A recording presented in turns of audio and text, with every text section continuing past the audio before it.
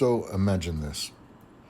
You are in, let's call it an atmospheric bubble, right? It's like a bubble. And it's dimensional, but it's a bubble. It's not a rock. It's not a it's not grass, it's not trees, it's not sky, it's not clouds. It's a bubble. And the reason I want you to think that way is because that's really what it is. And we forget that. We think it's all these physical things that we experience with our eyes, but it's much more than that. And that's why frequencies are such an important part of it, part of the machine.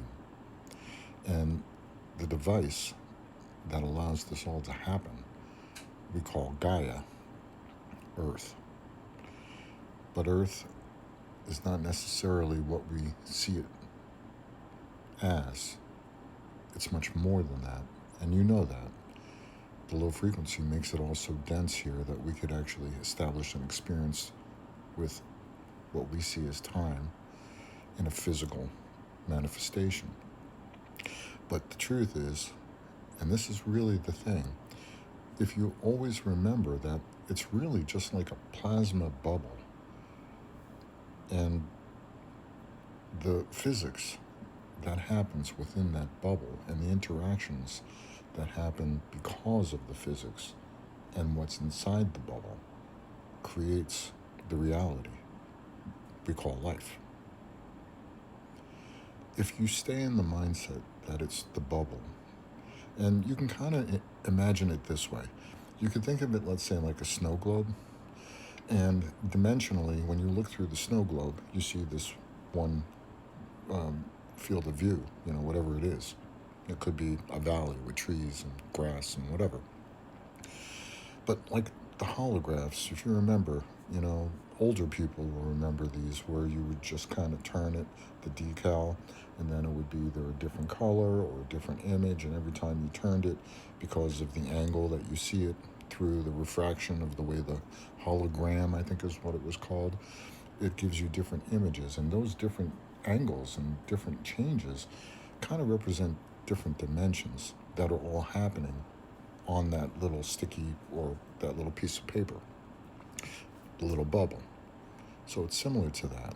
And depending on your perception, your ability, your frequency, I guess, to open and expand the spectrums of light, then you are then capable to kind of shift the hologram and see the other images that exist going on at the same time.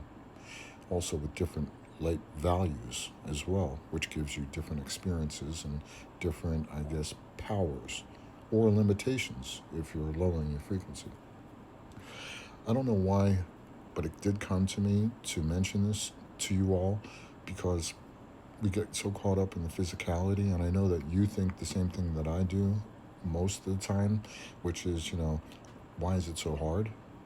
Why is it so hard? We know the answers, we know what we should be doing, but it just becomes so hard. And it's obviously it's all the influence, but it's also the way that the machine, the device that allows us to have this experience is built using all the physics. So if you can pull your mind out a little bit further back and think of it as like that snow globe or just this floating plasma bubble and not this rock, not this earth, not this place where man has been here cyclically for I don't know how many times and built all these magnificent civilizations that somehow failed. But whatever about that. If you just keep focused, or better yet, unfocused from the physicality of everything, because it's really tough. It's so right in your face, literally, and all your senses confirm it, that this is real, when in fact it's not. Like, you're not even real. You're part of the whatever was injected into this plasma bubble. When you think in those terms, then I think your powers, your innate powers that we also tend to take for granted and sometimes just ignore, can be easier accessed. And then once you start feeling the use of those powers, because now your perception is different and you're not so physically anchored to the 3D physical world, and it's not your fault. It was designed that way. A challenge, I guess, from the creator, and also um, the polarity of the different types of beings that exist here that creates that give and take. The people who are charitable and the people who are greedy. It's a big yin and yang. It's pretty wild. But if you think in those terms, it's kind of easier to cope with. And then you could start focusing in on maybe your meditations or just the peaceful moments that you have in the day where you're planning out things accordingly and you're slowing down time and you're not getting rushed by the pressures of the world. Yeah, if it makes sense, say hey. If not, sorry I wasted your time. It's a good day.